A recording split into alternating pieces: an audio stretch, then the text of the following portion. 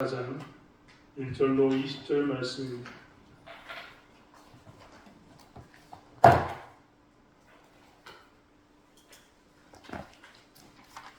여기서 14장 1절로 20절 말씀.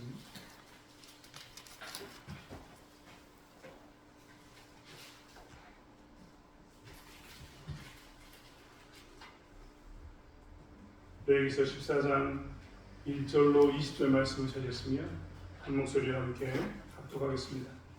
여호와께서 모세에게 말씀하여 이르시되 나병 환자가 정결하게 되는 날에 규례는 이러하니 곧 그 사람을 제사장에게로 데려갈 것이요 제사장은 진영에서 나가 진찰할지니 그 환자에게 있던 나병 환부가 나았으면 제사장은 그 정결함을 받을 자를 위하여 명령하여 살아있는 정결한 새 2마리와 백향목과 홍색 실과 우슬초를 가져오게 하고 제사장은 또 명령하여 그 새 하나는 흐르는 물 위 질그릇 아래서 잡게 하고 다른 새는 산채로 가져다가 백향목과 홍색 실과 우슬초와 함께 가져다가 흐르는 물 위에서 잡은 새의 피를 찍어 나병에서 정결함을 받은 자에게 7번 뿌려 정하라 하고 그 살아있는 새는 들에 목을 치며 정결함을 받은 자는 그의 옷을 빨고 모든 털을 밀고 물로 몸을 씻을 것이라. 그리하면 정하리니 그 후에 진영에 들어올 것이라. 자기 장막 밖에 1일을 머물 것이요 7째 날에 그는 모든 털을 밀되 머리털과 수염과 눈썹을 다 밀고 그의 옷을 빨고 몸을 물에 씻을 것이라. 그리하면 정하리라. 8째 날에 그는 흠없는 어린 순양 2마리와 1년 된 흠없는 어린 밤양 1마리와 또 고운 가루 10분의 3 대발에 기름 섞은 소재물과 기름 한 녹을 취할 것이요 정결하게 하는 제사장은 정결함을 받을 자와 그 물건들을 회막문 여호와 앞에 두고 어린 순양 1마리를 가져다가 기름 한 녹과 아울러 속건제로 드리되 여호와 앞에 흔들어 요제를 삼고 그 어린 순양은 거룩한 장소 곧 속죄제와 번제물 잡는 곳에서 잡을 것이며 속건제물은 속죄제물과 마찬가지로 제사장에게 돌릴지니 이는 지극히 거룩한 것이니라.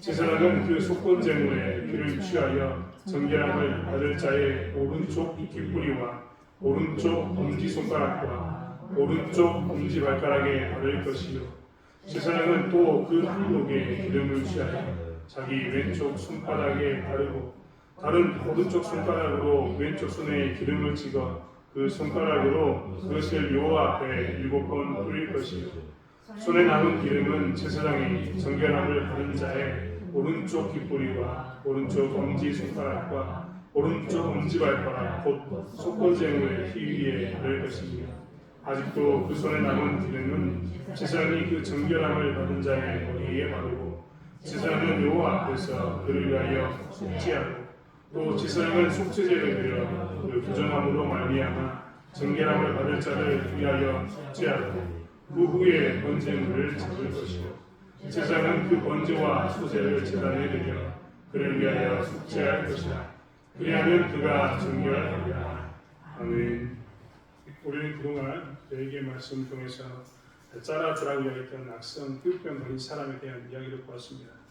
레위기 14장은 이제 그 피부병 걸렸던 사람이 완치가 되면 어떻게 해야 되는가에 대한 이야기가 나와 있습니다. 환자가 정결하게 되면 그냥 정결하니까 들어와라 이렇게 절대 진행되지 않습니다. 오늘 이야기를 보면 굉장히 복잡한 것처럼 보이는 시간을 갖는데 대략 약 보름 정도의 시간을 이 정결을 위해서 사용해야 되는 것을 최소한 보름 정도의 시간을 사용해야 되는 것을 우리는 보게 됩니다. 먼저 제사장은 그를 진찰해서 환자에 있던 나병 환부가 나았으면 이제 그에게 명령을 해야 합니다. 그리고 진영 밖에서 지금 진영 안으로 들어온 게 아닙니다. 진영 밖에서 그는 무엇을 해야 되냐면 정결한 새 2마리와 백향목과 홍색 실과 우슬초를 가지고 와야 합니다. 여기서 말하는 정결한 새 2마리는 비둘기를 의미하는 게 아닙니다. 여기서 말하는 정결한 새 2마리는 말 그자체처럼 그냥 2마리의 새입니다. 특별히 그동안은 가난한 사람들이 혹은 번제물로 드릴 때, 번제물로 드릴 때 비둘기를 많이 드렸었는데 오늘은 비둘기가 아니라 그저 정결한 새입니다. 이유는 오늘 이 새가 나중에 어떻게 되냐면 한 마리는 죽고 한 마리는 자연으로 돌아가야 되기 때문에 그렇습니다. 아무튼 정결한 새 두 마리를 가져왔는데 아마도 산비둘기나 참새 같은 그런 종류의 새였을 거라고 유대인들의 전통에 의하면 말하고 있습니다. 아무튼 정결한 새 두 마리와 백향목과 홍색 실과 우슬초를 가져와야 합니다. 그리고 이제 시스라는 그것들을 가져오면 새 중에 한 마리를 잡아서 그 새를 잡아서 어떻게 해야 되냐면 질그릇 안에 그 새의 피를 뿌려야 합니다. 받아야 합니다. 생각해 보십시오. 새의 피를 아무리 많이 받아도 새의 피는 아마 한 종기를 넘지 않을 겁니다. 작은 새니까요.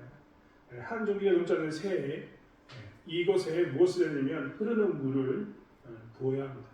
즉 질그릇 안에서 흐르는 물을 부어서 어떻게 해야 되냐면 그 살아있는 새 하나를 흐르는 물 위에 물을 더해진 그 종기에 있는 물을 가지고 종기 안에 이제 물이 적당히 피와 섞인 물이 있으면 그것을 가지고 어떻게 해야 되냐면 그것을 찍어서 정결함을 받은 사람에게 지금 나병 걸린 사람에게 7번을 뿌려야 합니다. 그리고 또 한 번 뿌리고 난 후에는 살아있는 새 한 마리 더 있었지 않습니까? 그러면 이것을 살아있는 새에게 바로 난 후에 이 새를 날려보내야 합니다. 날려보내는 의미는 무엇이냐면 우리가 아사셀의 염소라는 것을 나중에 배우게 될 텐데 이스라엘이 1년에 한 번씩 아사셀의 염소를 풀어줍니다.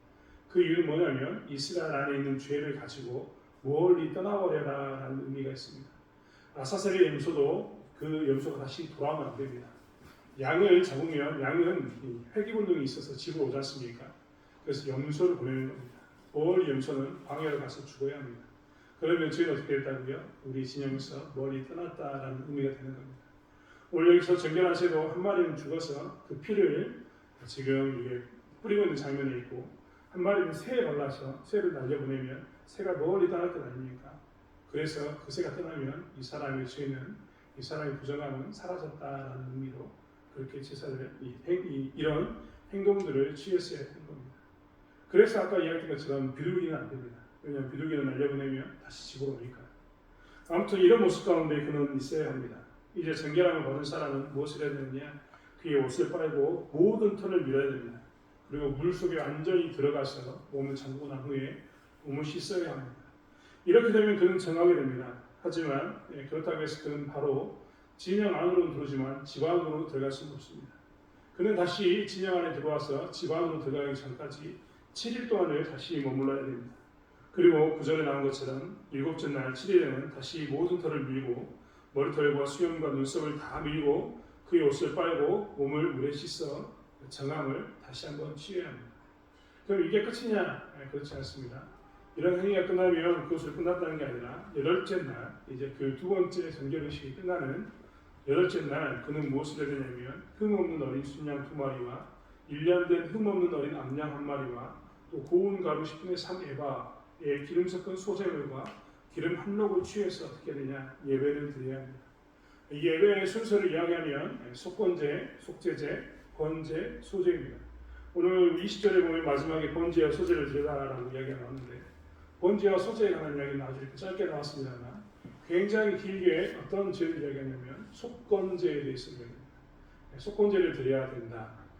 이 8째 날 이 나병에 걸린 사람은 속건제, 속제제, 번제, 소제 4가지를 반드시 드려야 되는데 그 중에 강조점은 어디에 있냐? 속건제에 있다라고 이야기하면서 속건제에 대한 이야기를 굉장히 길게 합니다.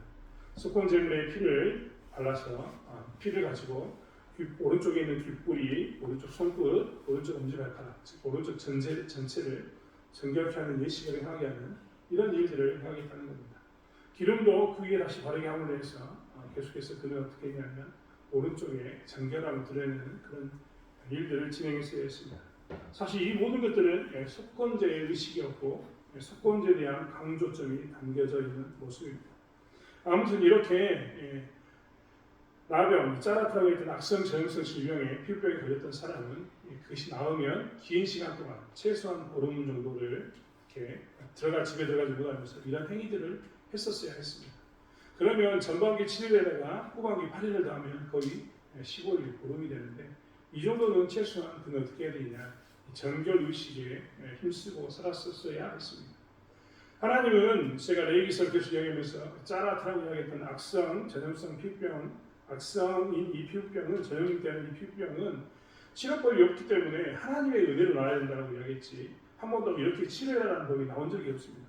오늘 본문에 보아도 진찰하는 법이 잠깐 나와 있고 대부분 어떻게 된 법이 나왔냐면 그게 다 나왔다면 하나님의 은혜로 나왔다면 이런 절차를 통해서 공동체 안으로 들어와야 한다라는 이야기가 나와 있다는 겁니다. 사실 오늘 본문을 통해서 하나님께서는 분명히 우리에게 이야기하고 있습니다. 이렇게 악성 전염성 피부병이었던 전염성 질병을 앓았던 짜라트를 앓았던 사람은 이제 그가 개인적인 정결을 맞이하면 개인적인 정결로 끝이 아니라 어떤 절차를 겪어야 된다고요?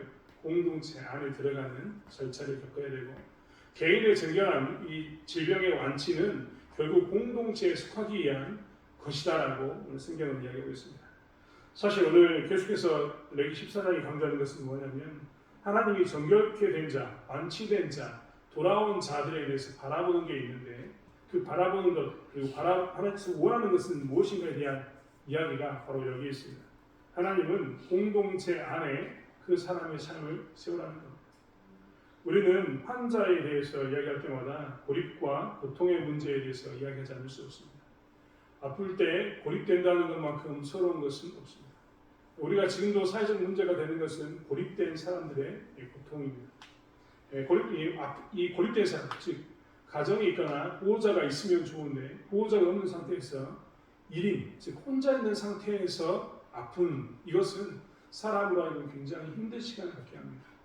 특별히 이렇게 혼자 있는 사람은 이 질병이 없어도 고립이라는 것 때문에 굉장히 힘든 시간을 갖게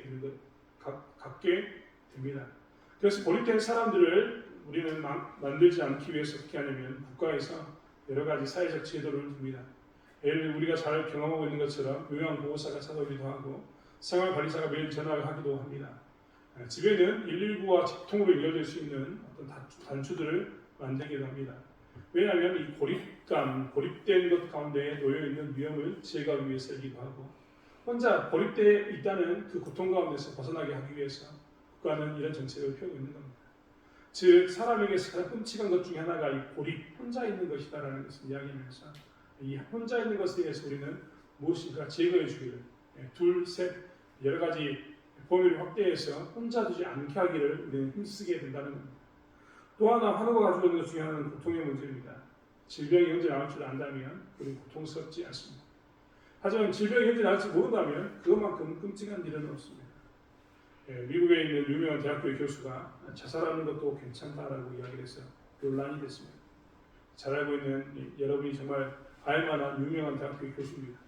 그분이 했던 말이 자살하는 것도 괜찮다 했는데 왜 자살하는 것도 괜찮다라고 이야기했냐면 이렇게 끔찍한 세상을 살 거라면 차라리 죽는 게 낫지 않겠느냐. 고통이 그렇게 끔찍하다면 그 고통을 제거하기 위해서 차라리 죽는 게 낫지 않겠느냐라고 이야기하는 겁니다. 여러분 미국에 있는 유명한 프린스턴 대학교의 교수가 했던 이 말 때문에 방금 깜짝 놀란 분이 계신다면 여러분 곰곰이 생각해 보십시오. 우리는 지금 안락사를 문제와 함께 사회적 고민을 하고 있습니다. 안락사가 뭡니까? 고통 가운데 있던 사람이 스스로 죽음을 결정해서 어떤 화학적이나 약물적인 것을 통해서 그의 생을 마감하는 것을 안락사라고 이야기합니다. 유럽의 여러 나라들에서는 이미 안락사가 합법화되었습니다. 심지어는 대한민국에 국적을 두고 있는 사람들은 그 땅에까지 가서 뭘 하냐면 안락사를 신청하고 자기의 죽음을 스스로 결정한다고 이야기하면서 절망 가운데 있는 고통 가운데 내가 죽는 것보다는 내 스스로 생을 마감하겠다라고 이야기하는 사람들이 있습니다. 고통에 대해서 너무나 크기 때문에 사람들은 이렇게 생각하는 겁니다. 환우들은 기약 없는 고통에 대해서 견딜 수 없습니다. 감기야 2, 3일 약 먹고 나으니까 상관이 없고 찢어진 상처는 꿰매고 나으면 되는데 기약이 없이 언제 나을지 모르는 고통은 우리를 굉장히 힘들게 만듭니다. 그래서 그런 문제 가운데 있으면 사람은 어떻게 하느냐, 어떻게 이렇게 극단적인 선택을 하기도 합니다.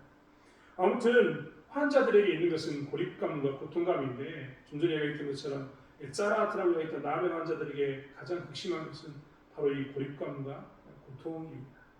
여러분 생각해 보십시오. 우리도 예전에 남의 환자들이 있었을 때 남의 환자를 격리하면서 살았었는데 남의 환자들 오면 사실 분위기가 그들을 환영해 주는 분위기가 아니라 부정하고 죽여야 되고 말 밖으로 쫓아내는 그런 모습 가운데 있었습니다. 이들은 엄청나게 큰 고립감과 고통의 문제에 시름하고 살았을 겁니다. 고통과 고립 가운데 살았던 사람들은 대부분 다 자기를 도와주지 않는 것에 대해서 원망하기도 합니다. 여러분 그렇지 않습니까? 내가 고통과 고립 가운데 있었을 때 홀로 그 치열한 질병과 싸우고 있었을 때 그것도 진영 밖에 있었을 때 마을 안에 있지 못하니까 진영 밖에서 쫓겨난 자로서 내가 살고 있었을 때 그 고립감과 고통이 얼마나 컸겠습니까? 그런데 그가 나왔습니다. 나오면 그는 일단 가족에게 오고 싶은 마음이 있을 겁니다. 그리고 그가 그 꿈에도 그리웠던 사람들을 만나는 기쁨 가운데도 분명히 있었을 겁니다. 하지만 이 고립과 고통 가운데 있는 사람들 가운데 공동체를 위해서 내가 이제 살아야겠다라는 마음이 드는 사람은 없을 수도 있습니다. 사실 하나님께서 이런 것을 너무 잘 알기 때문에 무엇을 이야기했냐면 이 짜라트라는 악성 전염성 피부병에 대해서 나은 사람들에게 명령하신 겁니다. 너희들이 그동안 이 짜라트라고 이야기했던 고통 가운데서 고립감과 고통 때문에 너무나 긴 시간을 보냈고 너희들에 대해서 돌아오지 않는 것에 대해서 어떤 때는 원망이 되기도 하고 질병에 대해서 원망이 되기도 하는데 이 문제에 대해서 너희들은 어떻게 반응하기를 원하냐면 너희들이 이제 환자의 치료가 끝나고 난 후에는 공동체를 위해서 살기를 원한다라고 이야기하시면서 공동체 안에서 너희를 세워라라고 이야기하고 있다는 겁니다. 최근에 서울에 있는 한 교회에 목사님이 간증하는 것을 보았습니다. 한 교회가 주차장을 빌렸을 사건에 대해서 간증하는 것을 보았는데 자기 교회가 커지니까 옆에 있는 빈 공터를 빌려서 주차장을 쓰고 싶었답니다. 그런데 정말 주인을 잘 만나가지고 그 사람이 예수 안 믿는 사람인데 주인을 잘 만나가지고 커다란 공터를 빌려 쓰게 되었습니다. 1년 그들은 계속해서 그 땅 공터의 주차장을 빌려 쓰고 살게 되었는데 이 주차장을 빌렸던 주인이 이 교회 측에 한 가지 딱 요구사항을 내걸었다는 겁니다. 당신들은 1년 52주 중에서 51주는 주차장을 쓸 수 있지만 한 주는 절대 주차장을 쓸 수 없습니다. 한 주만큼은 절대 양보할 수 없습니다라고 이야기했습니다. 교회 측의 입장에서는 왜 한 주는 안 되느냐? 그 한 주가 아무 의미도 없는데 왜 굳이 한 주는 안 되느냐? 특별한 이유가 없다면 우리가 그 한 주 동안도 주차장을 기회해달라고 이야기했습니다. 여러분 생각해 보십시오. 우리야 지금 이렇게 있지만 광주 같은 도시에 있는 큰 교회들은 주차 문제로 골머리를 앓습니다. 얼마나 힘든 실험을 하는지 모릅니다. 심지어 주차장이 없으니까 교회를 안 간다고 이야기할 만큼 주차장은 도시에 있는 교회에 있어서는 큰 숙제입니다. 그런데 굳이 특별한 이유가 없는데 한 주를 안 빌려준다고 이야기하니까 얼마나 교회 입장에서는 속상했겠습니까? 그런데 주인이 그 교회에 이렇게 이야기했다고 합니다. 당신들이 1년에 딱 한 주를 쓰지 않는 순간 당신들은 이 땅에 주인이 있다는 것을 알게 될 것이다. 51주 동안 여러분이 자유롭게 쓰면서 계속 주인이 누구인지 잘 생각하지 않고 살지만 51주를 지나고 난 후에 딱 한 주 여러분은 극심한 불편함을 경험할 텐데 그 불편함을 경험하고 난 이후에는 비로소 내가 남의 땅에 살고 있구나. 우리가 남의 땅을 빌려 살고 있구나 라는 것을 생각하게 될 것이다 하고 이야기했다는 겁니다. 즉 주인이 그 땅의 주인이 52주 중에서 51주를 빌려주고 한 주를 빌려주지 않았던 이유는 이 사람들이 52주를 쓰면 주인이 있다는 것을 잊어버리니까 주인이 있다는 것에 대한 감사도 잊어버리니까 이 주인이 땅에 주인이 있다는 것을 알리기 위해서 의도적으로 한 주는 못 쓰게 하는 겁니다. 이렇게 한 주를 못 쓰게 하고 해서 비로소 교회와 성도들은 그 주차장이 남의 땅이구나. 우리가 그동안 빌려 쓰고 있었구나. 이 땅은 주인이 있구나 라는 것을 알게 된다는 것입니다. 정말 세상 사람이지만 그거 굉장히 지혜롭다는 생각이 들었습니다. 그런데 중요한 것은 하나님께서 우리에게 고통의 기간을 주시는 이유, 고립감과 고통을 문제로 실행하게 하는 그 기간을 주신 이유가 무엇일까? 하나님께서는 공동체에 들어올 때에도 굳이 최소한 보름의 시간을 주시면서 고통의 문제에 대해서 빨리 해결해버려라. 끝났으니까 축하한다. 빨리 돌아라. 라고 이야기하지 않고 15일 동안이나 정결의 시간을 갖게 하고 15일 동안이나 굳이 금했던 이유는 무엇일까? 우리는 대부분 다 고립과 고통이라는 이 질병의 문제에 대해서 모였을 때 원망과 불평으로 인생을 다하기 십상인데 하나님께서는 이 고립과 고통을 통해서 무엇을 알게 하시기 원했냐면 내 삶의 주인이 내가 아니라 하나님이다 라는 것을 알게 하고 싶다는 것입니다. 사실 우리는 우리 일평생을 살아가면서 고통과 고립의 시간이 있지 않으면 우리는 하나님을 잊고 삽니다. 하는 대로 다 잘 풀리거나 내 마음대로 내 뜻대로 다 하고 살아도 아무 문제가 없으면 우리는 정말 미련하게도 마치 내가 내 삶의 주인인 것처럼 살게 됩니다. 그리고 나는 자연이 된 것처럼 그렇게 삽니다.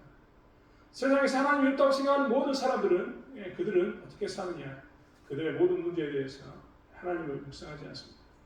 그리고 그들의 문제는 오히려 항상 돈의 문제고 혹은 여러 가지 다른 문제라고 이야기하면서 자살하는 괜찮다라는 것으로 비결해 보입니다. 하지만 하나님께서는 오늘 이 짜라트 악성전염성 질병이 걸린 사람이 돌아오는 법에 대해서 이야기하면서 완치된 자는 어떻게 살아야 되는가? 완치된 자는 그동안 고립과 고통 가운데 있을 때 느꼈던 그것을 통해서 고립과 고통을 통해서 하나님을 고백하고 살았을 것이고 얼마나 내가 유한한 존재인가, 한계가 많은가, 이 질병이 나를 얼마나 아프게 하는가를 통해서 비로소 자기의 한계를 보았을 텐데 그 한계를 통해서 보았던 너는 이제 공동체 안에서 네 자신을 세우라라고 이야기하는 겁니다. 네 자신의 삶을 이제 자유롭게 살아라. 어디 안에서요? 공동체 안에서. 이 말의 의미는 무엇이냐면 공동체 안에 들어와서 이제 네가 그동안 못 해봤던 거 다 해봐라. 이런 의미가 아니라 공동체 안에 들어와서 네가 고통과 고립감 가운데서 하나님을 고백하는 시간을 가졌고 네 삶의 주인이 하나님이라는 시간을 가졌다면 이제는 네 삶을 공동체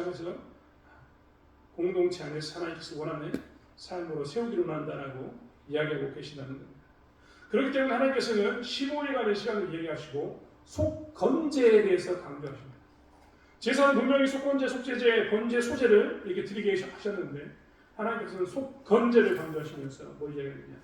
너의 삶의 나머지 부분을 보상 차원으로 하나님께 드릴까? 네 삶이 그동안 고립과 고통 가운데 있었다면 이제 완치가 되었으니 고립과 고통에서 느꼈던 그 하나님에 대해서 너희는 보상하고 살아라. 하나님의 인생을 살아라. 공동체 안에서 네 삶을 마음대로 살되 그동안은 공동체 안에서도 네가 어떻게 하면 너를 세울 거를 고민하고 살았다면 너를 통해서 공동체를 어떻게 세울 것인가에 대해서 고민하고 살아라 라고 하는 이야기가 오늘 본문의 주된 내용이라는 겁니다.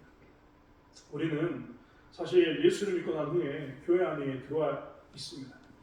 많은 사람들이 그런데 예수를 믿고 난 후에 교회 안에 드는 것에 대해서 거부하는 사람들이 있습니다. 우리는 이런 사람들을 무교회주의자라고 이야기합니다. 무교회주의자. 오늘날 또 코로나 이후에 많은 사람들이 예수를 믿지만 예수 안에 들어오지 않고 교회 밖에서 살겠다고 이야기하는 사람들이 있습니다. 하지만 그런 사람들은 오늘 악성전염성 질병 짜라트에 대한 완치에 대해서 하나님께서 말씀하시는 것 가운데 너희들은 공동체 안에 들어가서 완치된 자는 공동체 안에 들어가서 이제 너희들이 고통과 고립 가운데 있었던 그것을 통해서 느꼈던 경험했던 하나님에 대한 그 마음을 가지고 공동체를 세우기를 원한다라고 이야기했던 그 마음을 놓쳐버린 겁니다. 즉 아버지의 마음 없이 사니까 자기만을 위해서 살고 있는 삶을 사니까 하나님의 마음을 모르니까 어떻게 하냐면 교회 안에 살아야겠다는 생각을 하지 않습니다. 교회 안에 살면 굉장히 불편합니다. 왜 불편하지 않겠습니까? 어렵지요. 하지만 하나님께서는 공동체 안에서 너 자신을 세우라라고 이야기했습니다. 완치되었으니까 너는 진영 밖에서 아예 나가서 저 새처럼 멀리 가 살아라 이런 게 아니라 다시 공동체 안에 들어와서 고통과 고립 가운데 느꼈던 그 감정에 대해서 하나님에 대해서 네가 묵상한 대로 공동체를 세울 것을 이야기하고 있다는 겁니다.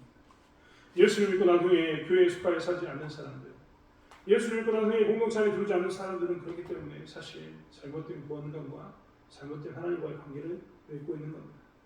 구약의 하나님이든 신약의 하나님이든 하나님께서는 항상 너의 고립과 고통을 통해서 하나님을 경험했다면 하나님을 경험했던 너희들은 완치받은 너희들은 은혜를 입은 너희들은 무엇을 위해 살 것을 이야기하냐면 교회 공동체 안에서 너의 삶을 세울 것을 이야기하고 있다는 겁니다. 거룩한 공동체를 만든 일에 이제 너희들은 부름받았다라고 하나님께서 명령하신 겁니다. 그렇기 때문에 우리가 어떻게 되느냐? 우리가 은혜를 입었다면 여러분 생각해 보십시오. 영혼이 낫지 않을 것처럼 보였던 그 짜라트에 대한 악성전염성 질병을 나는 은혜를 입었다면 이제 너는 어떻게 살아야 되는가? 너희는 공동체에서 살라? 라고 하나님께서 명령하고 계신다는 겁니다. 우리는 그렇기 때문에 무엇을 해야 되느냐? 사람의 힘으로 치료할 수 없었던 그 짜라트가 나왔다면 은혜를 입었다면 공동체를 위해 살아갔던 것처럼 우리 또한 교회를 위해서 힘쓰고 살아야 되는 것이 우리의 본분인 것을 놓치지 않기 원합니다. 사실 많은 사람들이 그런데 교회에 대해서 관심을 두지 않습니다. 낫고 나면 이제 질병이 낫고 나면 하나님께 나오는 것보다는 낫고 난 것을 통해서 다른 모양으로 자기의 인생을 즐기는 사람이 굉장히 많은 것을 보게 됩니다. 하지만 이것은 결코 하나님의 뜻이 아닙니다. 사랑하는 성도 여러분, 예수를 믿고 난 후에 우리가 교회의 속하여 살아야 되는 이유는 바로 여기 있습니다. 하나님이 우리에게 은혜를 입히시고 예수 믿게 하시고 자기 아들 독생자를 십자가에 못 박게 하시면서까지 우리를 사랑하시면서 주셨던 그 사랑으로 이 교회를 세우라고 우리를 부르신 겁니다. 십자가의 은혜를 입은 우리들은 그렇기 때문에 우리가 꼭 놓쳐서는 안 되는 게 있는데 그것이 무엇이냐면 나는 하나님의 교회를 부르시기 위해서 십자가의 은혜 가운데서 은혜를 입은 자이다 라는 고백입니다. 왜 교회에 대해서 헌신해야 될까요? 왜 교회에 대해서 우리가 굳이 해야 됩니까? 그냥 예수만 잘 믿으면 되는 것 아닙니까? 라고 했던 사람들에 대해서 하나님께서는 네가 은혜를 입었다면 공동체 안에서 너를 세워라 라고 말씀하셨습니다. 우리 오늘 다시 한번 이 말씀을 기억하면서 우리가 은혜를 입었다면 내가 악성 전염성 질병에서 완치가 되어서 은혜를 입었다면 사람이 할 수 없는 방법 가운데서 내가 은혜를 입었다면 공동체를 세워라라고 했던 하나님 말씀을 들으시면서 우리 또한 이 교회를 세워나가는 힘쓰는 저와 여러분이 되길 원합니다. 그리고 다시 한번 공동체 안에서 우리의 삶을 세워가야 되는 것이 하나님의 뜻이라는 것을 기억하면서 교회 안에서 우리의 삶을 세워나가는 저와 여러분이 되길 원합니다. 기도하겠습니다. 하나님, 예수를 믿고 난 후에 왜 우리는 교회에 속해 살아야 되는지, 왜 공동체 안에 있어야 되는지 기억하기를 원합니다. 개인적인 구원을 우리에게 베푸셨던 이유는 거룩한 공동체를 만드는 일에 부르기 위해서였음을 기억하게 도와주시고 이 땅에서 우리가 개인적인 구원을 십자가의 은혜를 누렸다면 이제 하나님께서 원하시는 공동체를 만들고 하나님 나라를 만드는 일 가운데 부름바로 받은 자로서의 삶을 소명을 감당하는 저희들에게 도와주실 줄 믿습니다. 하나님, 특별히 대창교회 가운데 우리를 부르셨는데 하나님 이 대창교회 부르신 그 은혜 가운데 제가 온전히 설 수 있도록 도와주시고 대창교회라는 공동체를 거룩한 공동체로 만드는 일 가운데 내가 부름받았다는 것을 기억하면서 감사로 드리는 예배로 하나님께 영광을 드리는 거룩한 삶으로 이 땅에서 살아가게 하여 주시옵소서. 감사드리며 예수님의 이름으로 기도드렸습니다. 아멘.